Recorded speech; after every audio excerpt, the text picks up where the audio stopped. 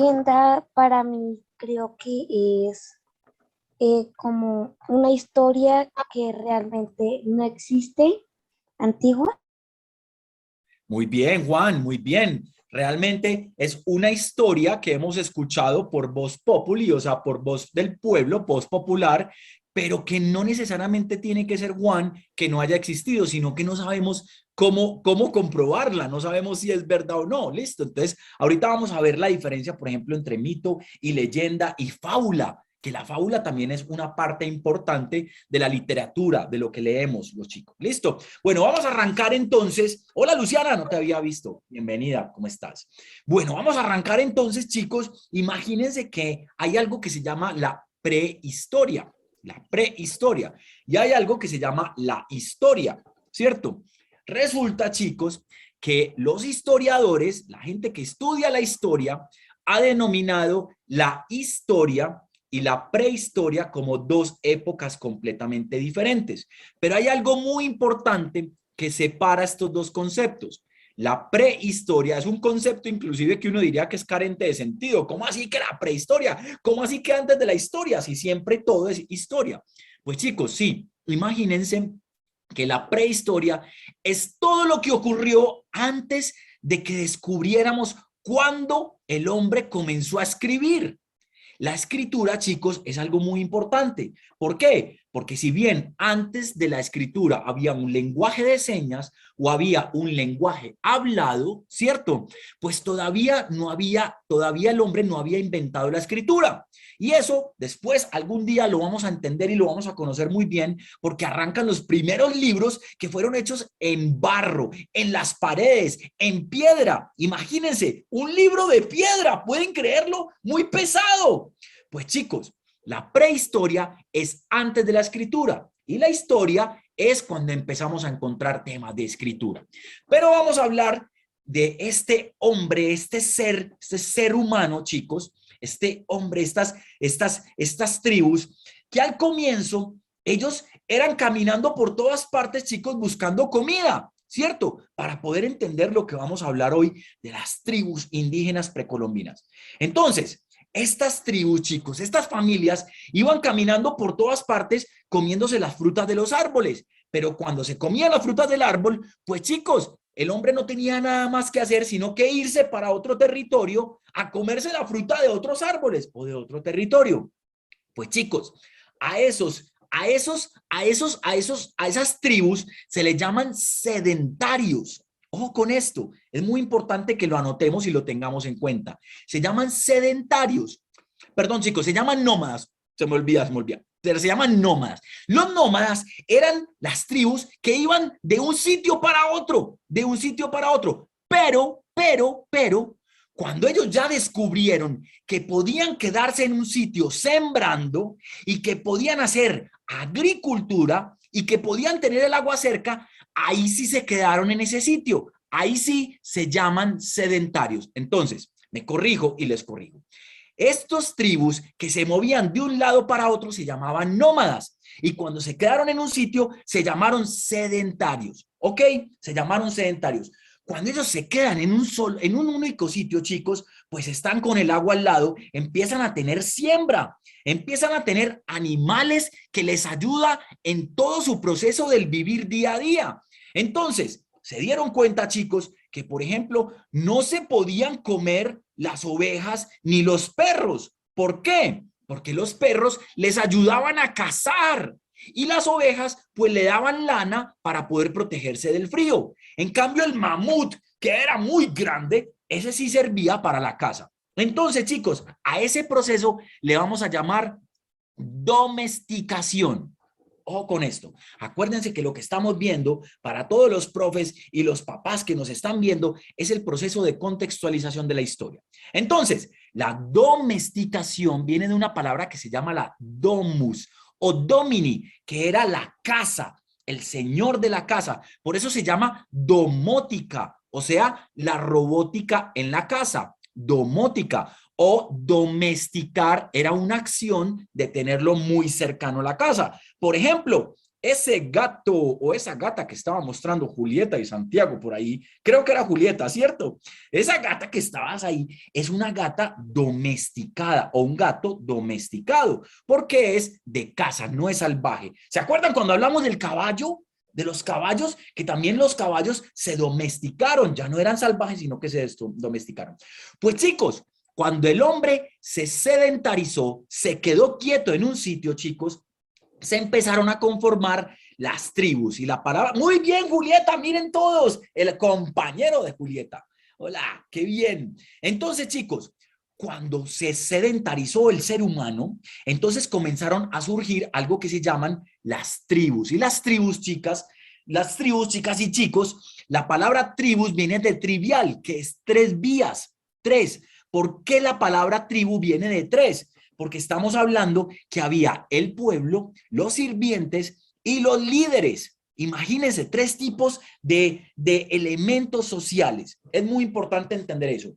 Entonces, aquí, por ejemplo, en Colombia, hubo muchas tribus precolombinas. ¿Quién me puede decir, chicos, la palabra precolombina qué significa? ¿Quién me puede decir? Antes de Colón. Perfecto, Eduardo. Muy bien. Antes de Colón, porque se llama precolombino. Ok, la palabra colombino viene del nombre de Cristóbal Colón. Entonces, muy bien. Vamos a hablar de las tribus que existían antes de la llegada de Colón. Por ejemplo, les voy a dar unos ejemplos, pero había muchísimas, muchísimas. Los quimbayas, los motilones, los arawaks, los zenúes, los aburraes. Imagínense, chicos, esa cantidad de tribus que había antes. Y, por ejemplo, en otras partes de América había tribus también precolombinas. Por ejemplo, los incas, los mayas, los aztecas. ¿Se acuerdan cuando hablamos con el amigo Federico Martínez, el de México, que nos contó toda la historia de los mexicas, que eran los aztecas? Y los olmecas. Y, por ejemplo, en Canadá existía la tribu de los caribúes. Imagínense, chicos. Entonces, ojo con esto. Es muy importante tener claro, chicos, que para estas tribus existían dioses. También había religión. No era que no había religión antes de la llegada de los españoles. También había religión. Ellos también adoraban a dioses. Algunas tribus eran politeístas. Politeístas. Eso significa que adoraban a muchos dioses. Y otras tribus eran monoteístas. Solamente adoraban a un solo dios. Pues chicos, el oro,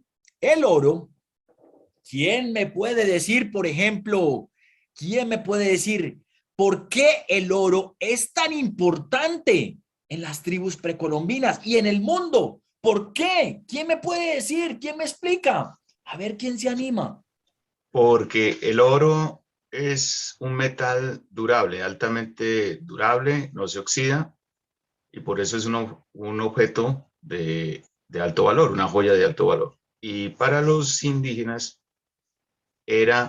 no era considerado una joya, pero era un objeto que considerado como una especie de intercomunicador entre los dioses y la vida terrenal. Por eso era tan importante para los indígenas hacer ofrendas de oro para la prosperidad de la tribu como ofrenda a los dioses. Maravilloso, Eduardo, muy bien esa explicación que nos diste, muy bien. Eso que está diciendo Eduardo es muy valioso porque no solamente era valioso por lo que valía, por lo que costaba el oro, sino por ese elemento tan mitológico, tan místico. Y hay una cosa muy importante, chicos, ¿qué es lo que nos alumbra en el día y nos da calorcito, por ejemplo, para... El sol. Muy bien, el sol. Y entonces es muy importante porque era un dios muy importante y el oro representaba un poquitico de ese dios aquí en la tierra, por su color, por su brillo, como lo decía Eduardo, por su importancia. Entonces, fíjense esto, chicos, el oro no era lo más valioso, porque, por ejemplo, los diamantes son mucho más costosos que el oro, muchísimo, muchísimo en muchas partes, pero el oro es muy importante por lo que nos caracteriza. Sí, Luciana, the sun, muy bien. Entonces, chicos, ojo con esto. El oro era considerado algo muy importante y como siempre ha sido considerado tan importante, se han inventado muchísimas historias con respecto al oro, que ya les voy a contar, por ejemplo, algunas. Y este invento de las historias, chicos, no solamente invento unas que sí sucedieron de verdad y otras, como decía Juan Diego ahorita, que son historias que nos han contado, pero que no sabemos si son de verdad o no, ¿cierto? Esas historias se dividen en tres. La primera es algo que se llama el mito. El mito, chicos, es más próximo a una leyenda, es decir, algo que no podemos comprobar. Y una leyenda, la palabra leyenda, chicos, viene de pertenencia.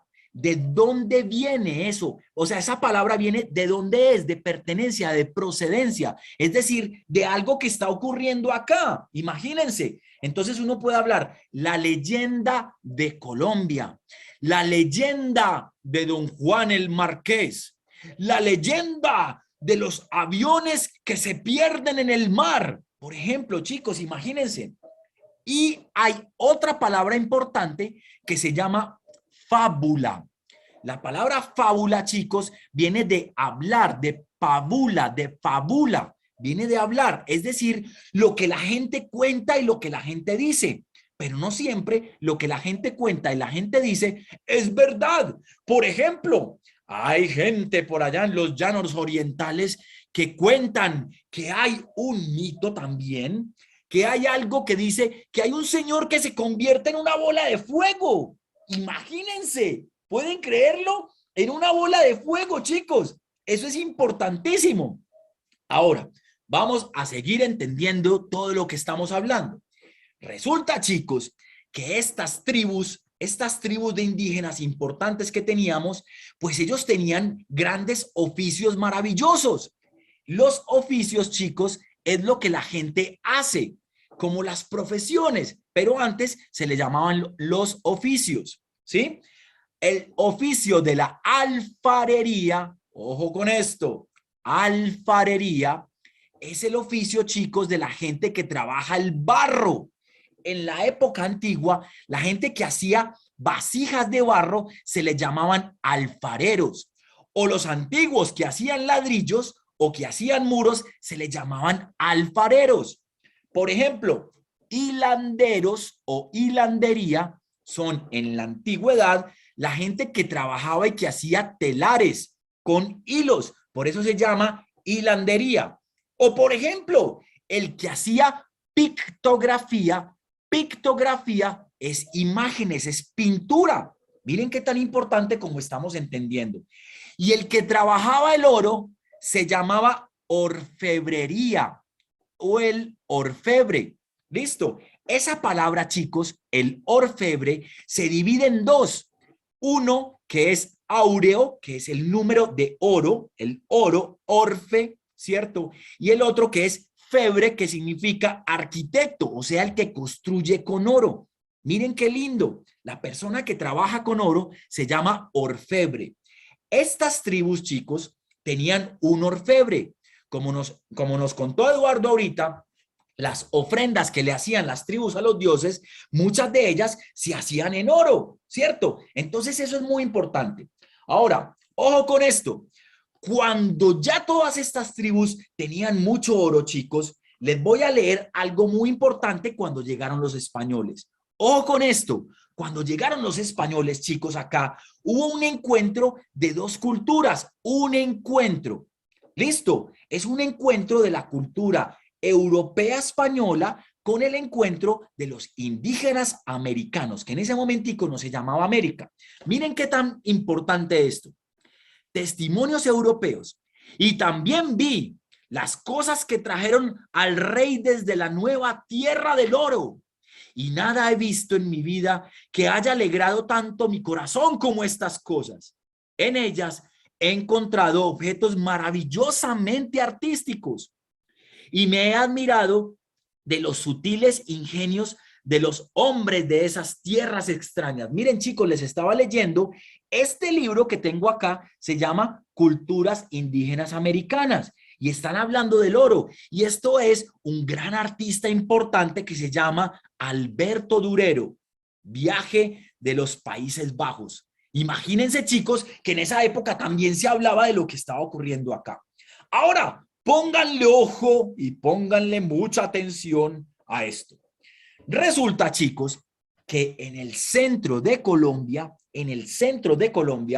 había una tribu muy, pero muy importante. Muy importante. Se llamaban los muiscas. Los muiscas. Repitan todos conmigo, por favor. Los muiscas. Muy bien, Gaby, muy bien, Lucy, muy bien, Julieta. Los muiscas. Resulta que esa palabra en la antigua lengua muisca significaba personas, gente, cantidad de personas, chicos. Eso es lo que significa la palabra muiscas, ¿ok? Y resulta que eso a los españoles, cuando llegaron, les pareció muy chistoso y muy gracioso, porque esa palabra sonaba como moscas. Porque los muiscas decían constantemente que ellos eran muiscas, o sea, personas. Y los españoles decían moscas, moscas, moscas, moscas. Ok, moscas, moscas. Eso es muy importante tenerlo claro para que nunca se nos olvide la palabra muisca, que significa gente. ¿Y qué pasa, chicos?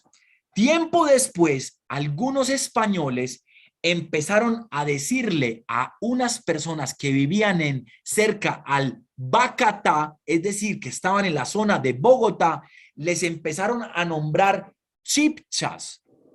Es decir, chicos, que podemos estar hablando que muiscas y chipchas están en la misma región y pudiese ser el mismo entorno etimológico. ¿Listo? Entonces, muiscas y chipchas, vamos a hablar de lo mismo. Pues chicos, los muiscas eran una tribu supremamente importante que estaba en la zona de donde hoy es Bogotá, Nemocón, Ubaté, Chiquinquirá, Tunja, Sogamoso. Imagínense cuán grande eran ellos. Era muy importante. Ahora bien, ¿se acuerdan, chicos, que les comenté que este oro, el oro, este metal precioso, como nos comentó Eduardo, pues producía historias tan maravillosas? Imagínense que hace muchos, pero muchos años, se supone que en la antigua Grecia, chicos, o en la Grecia clásica, hubo una estatua maravillosa, grandísima. ¿Se acuerdan cuando hablamos de las 7 maravillas del mundo? Hubo una estatua maravillosa, grandísima, que era de oro. Y eso todos los conquistadores querían arrebatárselo a los griegos, pero nunca la encontraron. Imagínense, chicos, cómo será lo que decía la gente de esa estatua de oro grande de Zeus. Imagínense. Y también hubo algo supremamente importante, que un gran navegante y explorador italiano llamado Marco Polo, que estuvo viviendo en Asia, donde el Gran Khan, y Marco Polo dejó unos escritos, chicos, en unos libros que decía que había una ciudad de oro. Imagínense, pueden creerlo, una ciudad como Medellín, como Bogotá, como Nueva York, que fuera de oro. Entonces, chicos, toda esa cantidad de mitos, de leyendas, de fábulas, empezó a generar algo maravilloso que era la búsqueda de una ciudad de oro. Entonces, ¿en qué nos quedamos? Pues chicos, los muiscas tenían unos dioses maravillosos. Por ejemplo, Suá era el dios del sol, era el dios de la vida, era alegre, se llama Suá. Y por ejemplo, Chía era la diosa de la luna, chicos. Y eso tenía un principio creador maravilloso. Imagínense, estamos hablando del oro por un lado y por el otro lado de los muiscas. Y por el otro lado de los dioses de los muiscas. Pues, chicos, pónganle ojo a esto. Resulta que el agua es tan importante. ¿Por qué? ¿Quién me puede decir por qué el agua es muy importante? A ver, Juan Diego, Julieta, Luciana, Gaby, Porque ¿por qué el debemos agua? tomar agua para vivir. Perfecto, muy bien. ¿Y qué pasa, Luciana, si el agua se nos acaba, por ejemplo? ¿Qué pasa? Nos morimos. Nos extinguimos y nos morimos cada uno de nosotros, porque es un elemento fundamental de la vida para, para pues, seguir viviendo, tener salud y entre muchas cosas más. Perfecto, muy bien. Pues chicos, esto también se dieron cuenta las tribus indígenas antiguas, porque el agua sirve para darle agua a los animales, para uno beber agua, para uno cocinar los alimentos, necesitamos agua. Imagínense una sopa que no tenga agua, chicos. Era impresionante, una sopa de puro polvo, por ejemplo. Dácatelas. Pero bueno, aquí lo importante, chicos, es el agua. Y resulta que había una laguna circular hermosa que está cerca de Bogotá, chicos, que le llamaban la laguna de Guatavita. Era circular con unas gran montañas alrededor de esa laguna.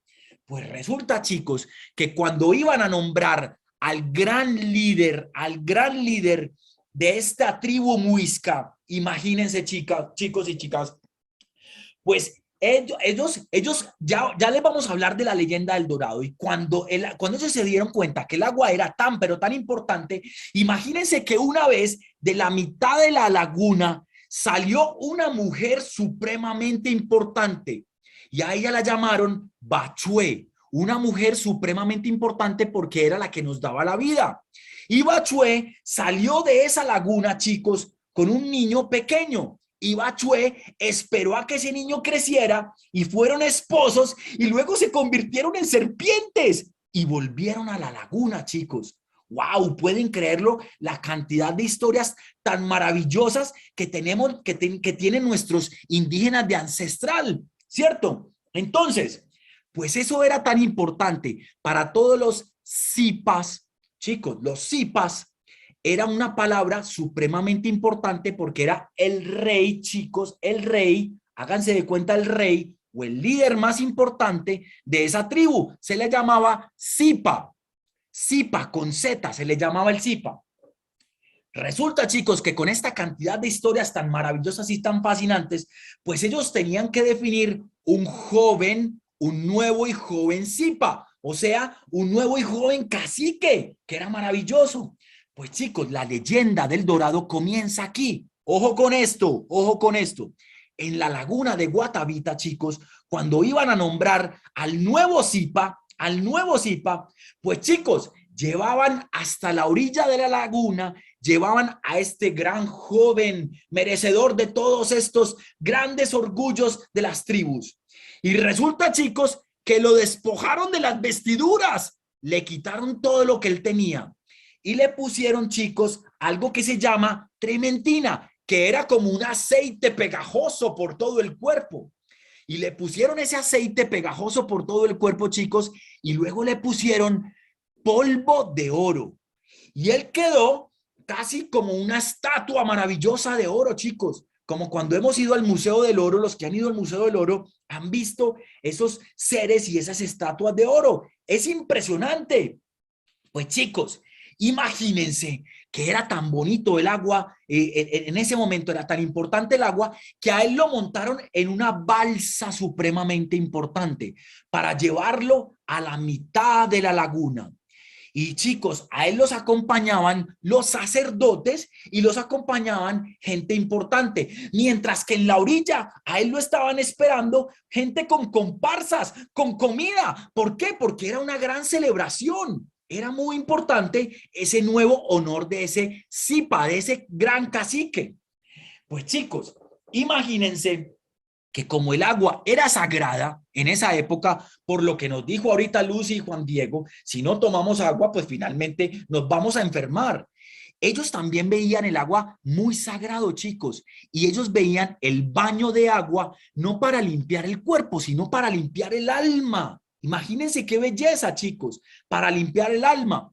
Entonces va en la balsa, va el gran Sipa, chicos, y cuando llega justo a la mitad de la laguna, ese Sipa se sumerge en el agua, se tira un clavado al agua y se sumerge en el agua. Y además, como nos dijo Eduardo ahorita, pues chicos, todo el resto de los sacerdotes y de la nobleza también arrojaban todo lo que se llama el ajuar, las cosas que acompañan a esos grandes personajes. Todos estos tesoros empezaron a hundirse y a sumergirse y estaban en el fondo de esa laguna, pero el gran Sipa no se hundía. Él volvió otra vez a la balsa, chicos, y ya quedaba ungido de oro, quedaba maravilloso, ya podía ser el gran Zipa, imagínense. Entonces, chicos, el ritual terminaba haciendo un gran silencio, algo maravilloso, y luego tenían 3 días de fiesta maravillosa. 3 días de fiesta, chicos, maravillosa. Miren, les voy a mostrar, chicos, cómo era a ver, yo le pido aquí a Carly, sí, ya tengo permiso, listo. Les voy a mostrar, chicos, cómo era la gran balsa que se llama la balsa votiva, chicos, o la balsa muisca. Miren, les voy a mostrar aquí esta imagen maravillosa de cómo era. Miren cómo estaba vestido el gran Zipa, miren, chicos, así se veía. Era una gran estatua de oro con su polvo de oro. Y ahora miren la leyenda, ahí está la laguna de Guatavita, chicos. Entonces ellos iban hasta la mitad de la laguna y ahí se sumergía el gran Zipa. Mírenlo ahí al lado izquierdo. Y miren la balsa, qué maravilla. Esa balsa, chicos, se llama la balsa votiva o la balsa muisca. Mucha gente la reconoce como la balsa muisca.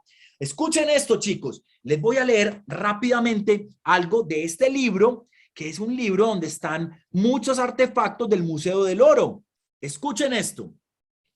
Hubo que esperar hasta un tiempo donde en el mismo recipiente había una figura de oro de la que habían descubierto que representa a un cacique llevado en andas y un sencillo recipiente de cerámica.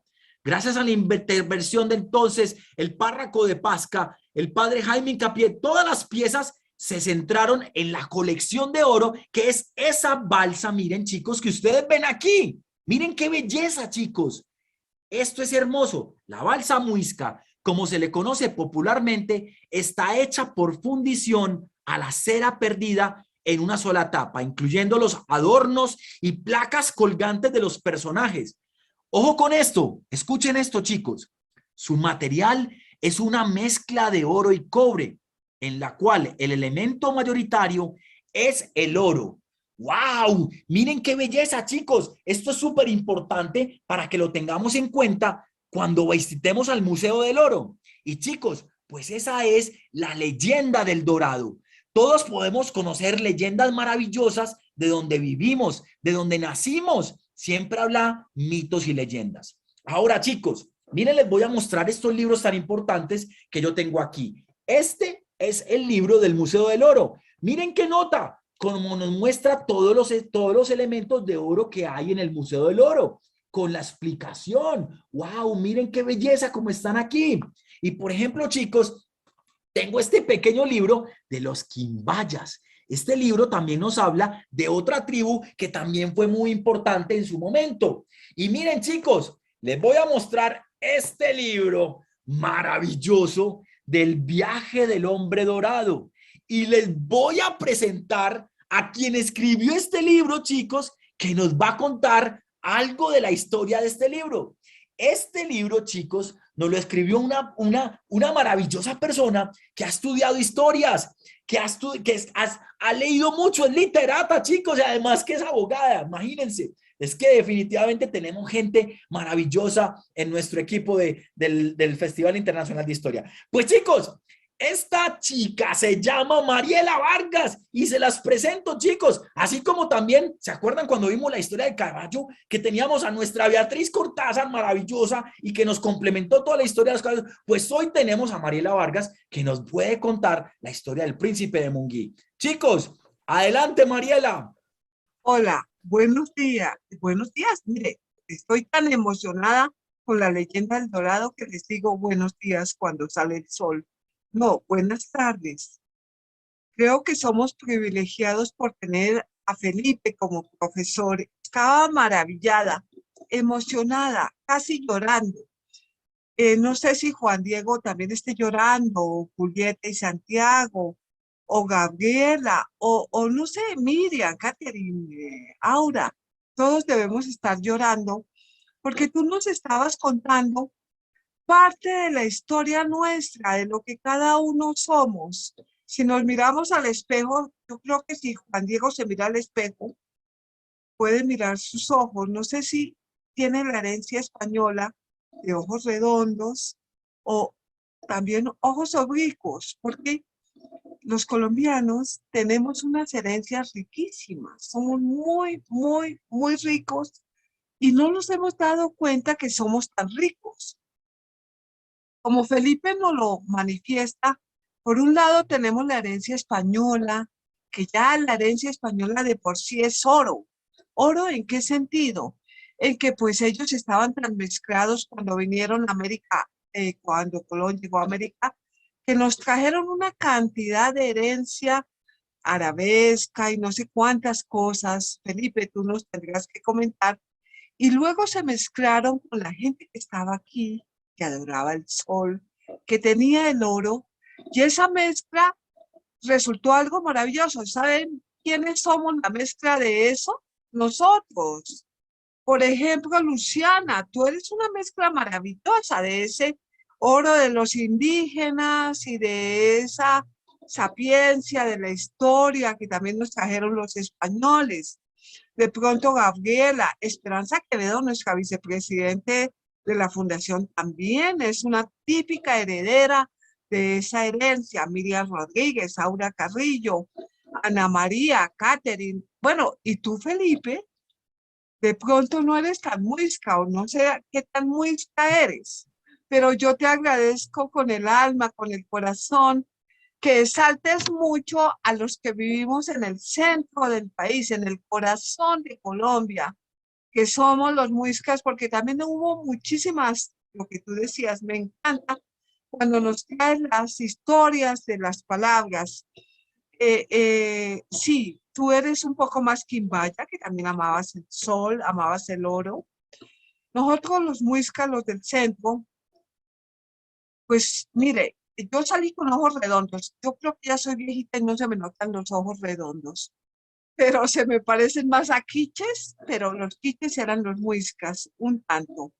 Pero es algo bellísimo, bellísimo. Lo único triste, un poquito triste, pero para después resultar en alegría, es que los colombianos no nos hemos dado cuenta que somos herederos de unas dos grandes, de papá y mamá, de los indígenas, muiscas, quimbayas, pijaos, etcétera, de esos que vinieron comiendo fruticas y luego cultivaron y luego se volvieron gente, como decía Felipe, y de esos otros que ya eran un imperio, los hispánicos que venían de batallar, que nos traían esos grandes saberes de los musulmanes, de los cristianos, de los católicos, y luego se fundió todo, como se funde el oro. Y nosotros, ¿saben qué? Les voy a enseñar una palabra, aunque admiro a Felipe cantidades por las palabras y por la historia de las palabras. Nosotros somos tumbaga. Bueno, y te copio, Felipe, ¿qué es ser tumbaga? A ver, ¿quién se atreve a decir qué es ser tumbaga? Wow. Bueno, seguro Eduardo nos dará una mano. ¿Tú me repites la pregunta? ¿Qué es ser qué? ¿Qué es ser tumbaga? No escuché.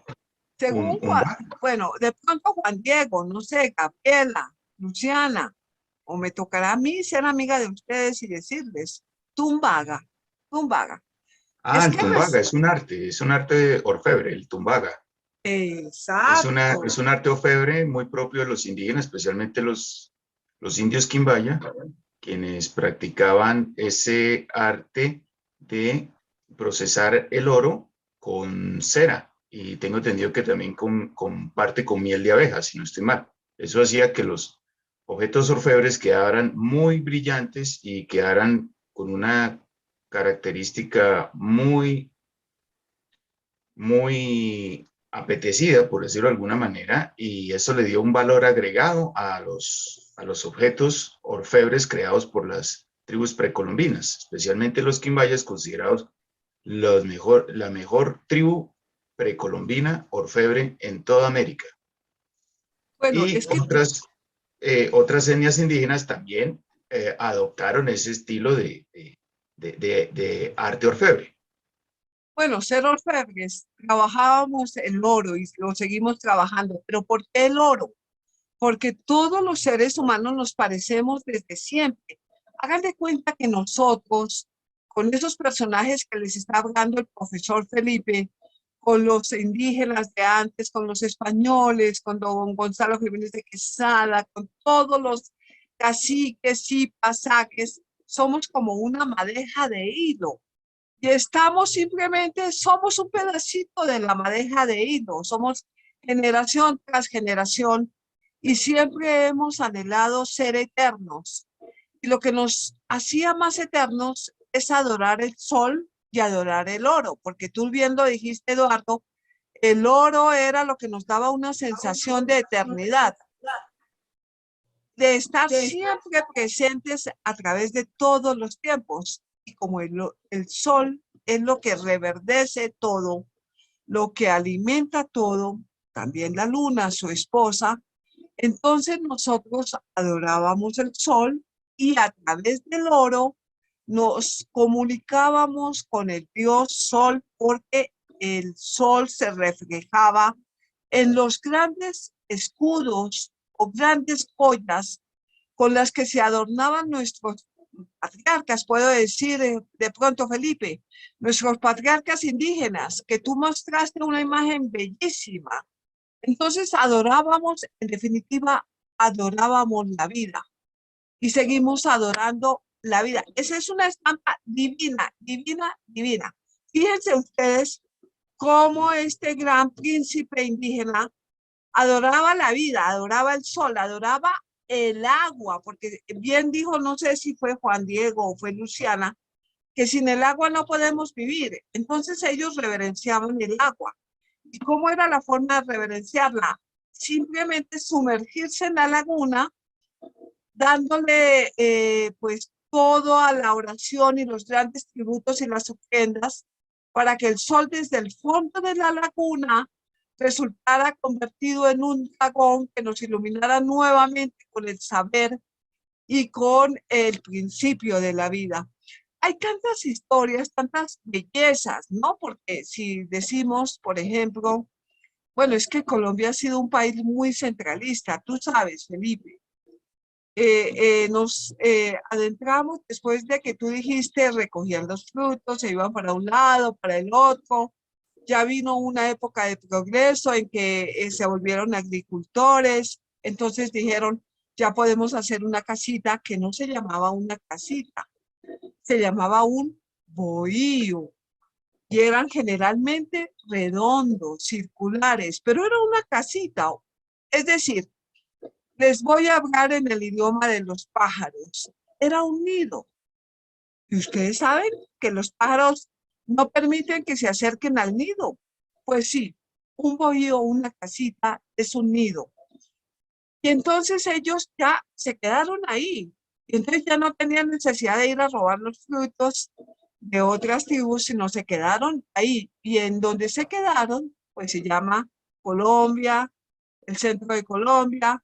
Vinieron gentes maravillosas, porque yo me imagino que los quimbayas, Felipe, fueron gente maravillosa y adoraban. ¿A quién adora? Uno a quién adora. Ustedes se han sentido maravillados, por ejemplo, en Bogotá, cuando el cielo se cubre de ovejitas. ¡Qué barbaridad! A mí no me gusta tanto.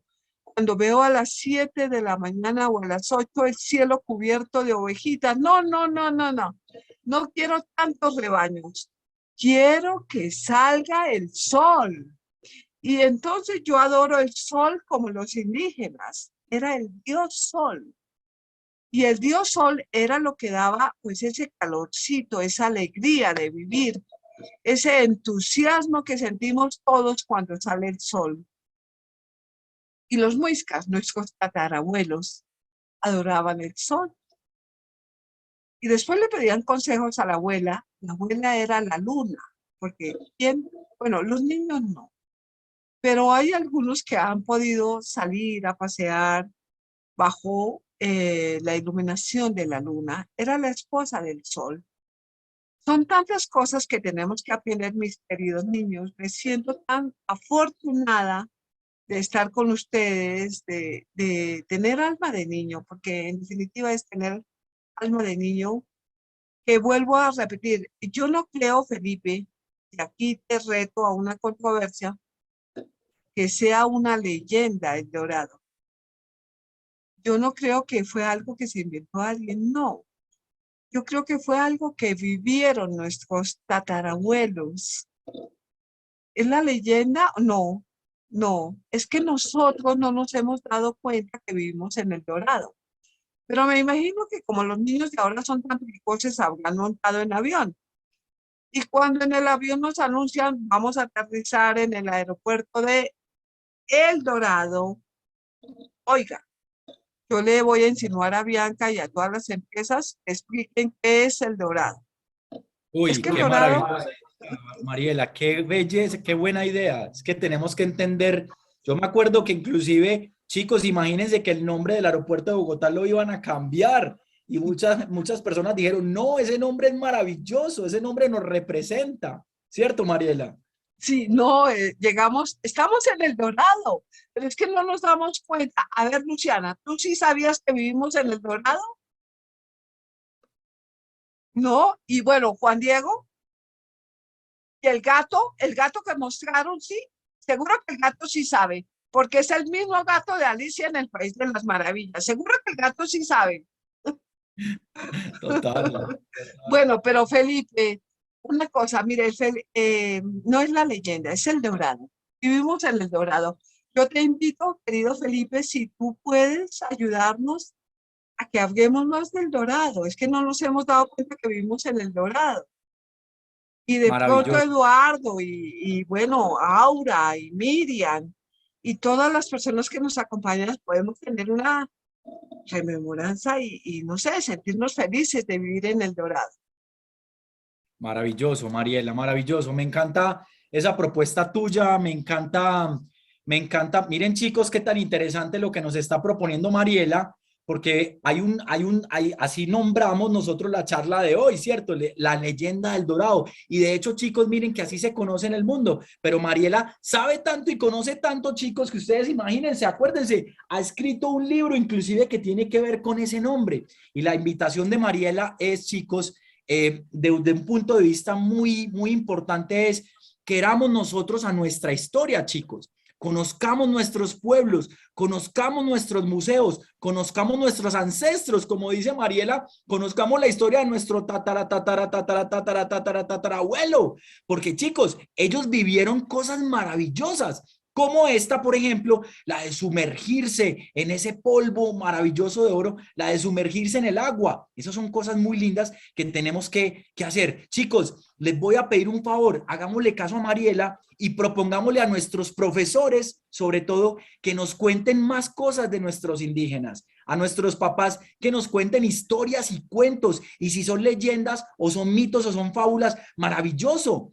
Cuestionémonos si de verdad son eso o son otro tipo de elementos que vivieron nuestros ancestros. Mariela, maravilloso, me encanta este reto que nos estás poniendo y ojalá lo hagamos así, inclusive Mariela, no solamente en estos espacios de niños, sino en los espacios de adultos también. Claro, Maravilloso. para Gabriela, para Ana María, para Julieta, para Santiago, para Esperanza Quevedo, nuestra vicepresidente de la Fundación Festival Internacional de Historia, para nuestros historiadores. Bueno, vivimos en El Dorado. ¿Somos dorados? ¿Somos la leyenda del Dorado o somos reales? Maravilloso, maravilloso. Chicos, pues llegamos al final de nuestro programa hoy. Nos vemos como siempre dentro de 8 días. Ya vamos a descansar en Semana Santa. Nos vemos dentro de 8 días y luego nos vemos ya. Inclusive vamos a aprender sobre la ruta de la seda, chicos. Y también hay una charla que vamos a tener que se llama Bañémonos en Chocolate, que vamos a ver la historia del chocolate. Ah, Eduardo, cuéntanos. Adelante, claro que sí, dale, cuéntanos. Gracias, Felipe. No, en primer lugar, pues felicitarte por esta magnífica intervención que has hecho. Lo mismo para Beatriz, para Mariela. Y bueno, hacer un complemento que la leyenda del Dorado fue un mito, es decir, de mucha obsesión por parte no solamente de España, sino de otros reinos europeos que vinieron a América, como por ejemplo los ingleses y otros reinos europeos. pero hubo varias leyendas del Dorado, no solamente en lo que fue el nuevo Reino de Granada, lo que es la actual República de Colombia, sino, por ejemplo, en otras latitudes, como por ejemplo el caso de la región del Colorado, en actual Estados Unidos, donde el conquistador Luis Vázquez de Coronado creyó haber encontrado las 7 ciudades de oro, y resulta que eran un conjunto de bohíos indígenas que estaban pintados de color amarillo. Entonces eso fue una confusión tan traumática que los españoles ordenaron ejecutar a los indígenas guías. Otro aspecto de la leyenda del Dorado fue, por ejemplo, la famosa travesía de Francisco de Orellana, que pertenecía a la expedición de Francisco Pizarro, y se internó en el Amazonas, y al no encontrar el Dorado, encontró el famoso río del Amazonas. Luego realizó otra expedición, pero en sentido contrario, de la desembocadura hasta prácticamente el nacimiento, pero al no haber encontrado oro, entonces la tripulación se sublevó y lo abandonó en medio de la selva. Esa es otra de las tantas historias que se han relatado en la leyenda del Dorado. La otra fue en la región de Guyana, en la parte occidental de la Guyana inglesa, en límites con Venezuela, donde Walter Raleigh, que fue un conquistador inglés enviado por el rey Jacobo I de Inglaterra a conquistar dichas tierras, le había advertido que no se enfrentara a los dominios conquistados por España. Al tratar de encontrar oro en esa región, lo único que encontró fueron conquistadores españoles a los cuales se enfrentó, y al regresar a Inglaterra, el rey se enteró de lo ocurrido y decidió ejecutarlo. Entonces, la leyenda del Dorado no solamente se dio en el Nuevo Reino de Granada, sino en varias latitudes del continente. Por ejemplo, Luis Vázquez de Coronado volvió a lo que es las tierras de Costa Rica, del nombre de la nación, Costa Rica, porque encontró oro en las costas de dicha nación. Por eso es que se llama así. Entonces, miremos que pues una obsesión, y lo que dicen hoy en día antropólogos e historiadores, revisando la historia, es que dentro de las leyendas del Dorado parecía que los guías indígenas desviaban la atención de los conquistadores españoles, los desviaban para que los conquistadores no se apoderaran de tribus o de territorios precolombinos, sabiendo la obsesión que tenían los europeos por dicho metal, que lo cual nunca entendieron los mismos indígenas por qué la obsesión de los europeos por ese precioso metal. Maravilloso, Eduardo. Todo esto que nos está contando Eduardo, chicos, es importantísimo, porque nos cuenta que no solamente el oro es maravilloso aquí en nuestro país, sino en muchas otras culturas y en muchos otros ambientes. Bueno, chicos, muchas gracias a todos, muchas gracias a todos. Nos vemos. Bueno, y que lean. Mariela, dale, claro que sí, dale. Bueno, que el dorado significa el deseo de ser eternos. Y yo creo que el deseo de ser eternos, como el oro, lo tenemos todos. Tenemos que volver a hablar del dorado porque no nos alcanzó el tiempo. Maravilloso, Mariela. Muchísimas gracias. Chicos, gracias a todos. Un abrazo. Que estén muy bien. Que lean mucho. Que gocen mucho. Que estén bien. Chao, gracias. Aura, Miriam, Esperanza. Chao, Julieta, Santiago, Ana María. Gracias, Felipe. Goodbye. Chao, Eduardo. Bye. Beatriz. Chao, Felipe. Chao, chicos. Que estén bien. Que descansen, chicos. Chao, jueguen mucho, disfruten mucho la vida. Chao, chao.